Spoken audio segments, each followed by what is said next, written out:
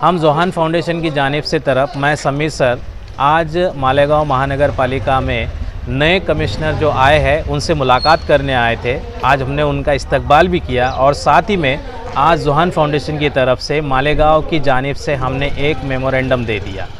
इस मेमोरेंडम में हमने ये बात रखी है कि किसी भी तरह का कोई भी घर पट्टी का रकम ना बढ़ाई जाए। जो घर पट्टी हम लोग को पिछले 5 सालों में जो हिसाब से मिल रही थी वैसे ही घर पट्टी का हिसाब हमें अभी भी चाहिए, क्योंकि हमारी मालूमात में ये आया हुआ है। जब हम लोगों ने जांच पड़ताल की तो इसमें ये बात सामने आई है कि पिछले 5 सालों में 2022-23 से पहले मालेगांव कारपोरेशन की तरफ से जो घर पट्टी ली जा रही थी वो 12 रुपये पर स्क्वायर मीटर ली जा रही थी और अब जो घर पट्टी आने वाली है वो 15 रुपये स्क्वायर मीटर के हिसाब से ली जाएगी।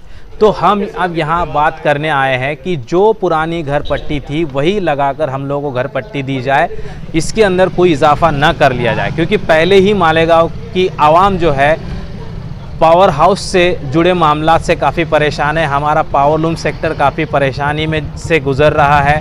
कारोबार का मामला काफ़ी पेचीदा हो चुका है, क्योंकि अब आवाम को पहले से ही इतने खर्चे उठाने पड़ रहे हैं, फिर वो तालीम का खर्चा हो या शादियों का खर्चा हो, और भी अलग अलग खर्चे जो है लोगों के हिसाब से ज़्यादा हो रहे हैं और उनकी इनकम जो है वो कम हो रही है।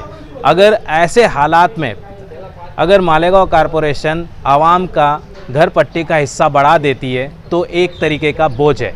और दूसरी बात हम यहाँ कहने आए हैं कि मालेगांव शहर में 2 सालों पहले से जो कोलब्रो कंपनी यहाँ काम कर रही है वो कोलब्रो कंपनी सरासर हम लोगों को कबूल नहीं है, क्योंकि यहाँ वो काम ना करे ये हमारा इसके अंदर मुतालबा हमने रखा हुआ है। क्योंकि जब से ये कंपनी आई है तब से सिर्फ मालेगांव शहर के लोगों की एक तरह से लूट हो रही है, क्योंकि कल यही लोग हमारे मालेगांव कारपोरेशन के लोगों हमारे मालेगांव के लोगों के जेब में से पैसा निकाल के यहाँ ज़्यादा भरने के लिए लगा देंगे। और हमारा ये कहना भी है कि मालेगांव कारपोरेशन के हर प्रभाग के अंदर कम से कम 20 से 25 लोग हैं। अगर कम से कम 4 प्रभाग का हिसाब लगाया जाए तो 80 से 100 लोग अगर पहले से ही मालेगांव कारपोरेशन में काम करते हुए परमानेंट कर्मचारी है, तो ये होते हुए भी यहाँ कोलब्रो कंपनी की तरफ से सर्वे किया जा रहा है। उसके बाद इनको रिवीजन के लिए भी लगा दिया और घर पट्टी बांटने के लिए भी लगा दिए, वसूलने के लिए भी लगा दे रहे। तो फिर इतना ज़्यादा पैसा आज ये 25 से 30 लोगों के पीछे खर्चा क्यों करना है? आज मेरी मालूमात में इतना है, कई करोड़ रुपए हम हर साल का इनको देने वाले हैं। तो ये करोड़ों रुपए हमारे मालेगांव शहर के आवाम से ही निकाले जाएंगे। अब हमने एक और मुतालबा इसके अंदर रखा हुआ है कि अगर वाकई मालेगांव कारपोरेशन को अपने अखराजात को बढ़ाना है तो उन्होंने इनकम सोर्सेस की तरफ ध्यान देना चाहिए। मालेगांव कारपोरेशन की तरफ से अलग अलग जगहों पे ओपन स्पेस है, कई जगहों पे ओपन स्पेस जो है वो भाड़े के तौर पे दिए गए हैं। तो उस जगह पे अगर कारपोरेशन चाहे तो कमर्शियल तौर पे उनका भाड़ा बढ़ा के वहाँ से इनकम सोर्सेज जनरेट कर सकती है।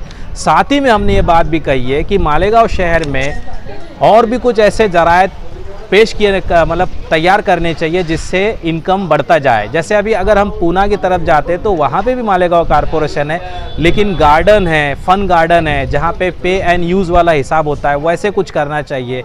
फिर यहाँ स्विमिंग पूल दूर तक के नहीं है। स्विमिंग पूल नासिक शहर में कई है लेकिन मालेगांव शहर में एक भी नहीं है।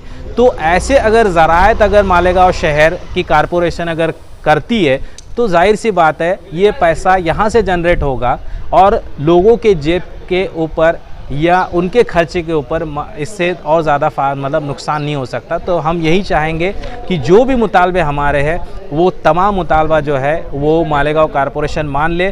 अगर मालेगांव कारपोरेशन ये मुतालबे हम लोग के नहीं मानती है, आने वाले 27 दिसंबर 2023 को हम लोग यही मालेगांव कारपोरेशन के बाहर धरना आंदोलन करने वाले हैं और दूसरा उसी के साथ आमरण उपोषण भी रखने वाले हैं। तो मैं खुद समीर सर इस घर पट्टी को जब तक के सुधारा नहीं जा सकता, पुरानी घर पट्टी लग के नहीं आती है, तब तक के यहाँ आमरण उपोषण के लिए बैठूंगा।